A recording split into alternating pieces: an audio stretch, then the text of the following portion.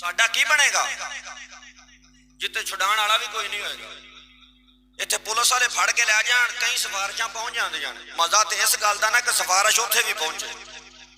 इत्थे ते पता लग गया जी फलां विरक साहब उन्हां दा बेटा फड़िया गया, थाने जाण तो पहले हजारां सिफारिशां मौजूद, फलां मियां साहब फड़े गए, थाने नहीं अपड़न दिता, पहले बंदा कढ़ाया। मजा तो इस गल दा उत्थे भी अगे खिला,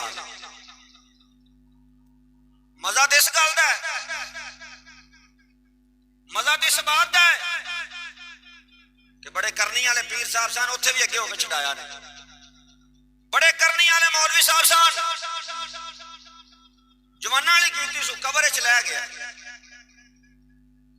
कोई नहीं लवेगा, कोई नहीं उतरेगा ना, तेरी थां ते उस वेले लम्मा पैगा। फिर जिन्हां वास्ते असीं ये मामलात करने क्या साडे काम आउणगे? बोलो तो सही आ। जिन्हां वास्ते असीं ये काम करने मामलात करने अपनी मौत नूं असीं याद नहीं करते। हालांकि कबर बंदे नूं दिहाड़ी च 20 वार याद करदी, लेकिन असीं एक बार भी याद नहीं करते। याद करिए या ना करिए कोई फर्क पैंदा, जाना तो एक दिन पैना ही। आओ हजरत ईसा अला नबीना अलैहिस्सलातु वस्सलाम, दूसरे वाक़े का भी आप दे नाल ताल्लुक है।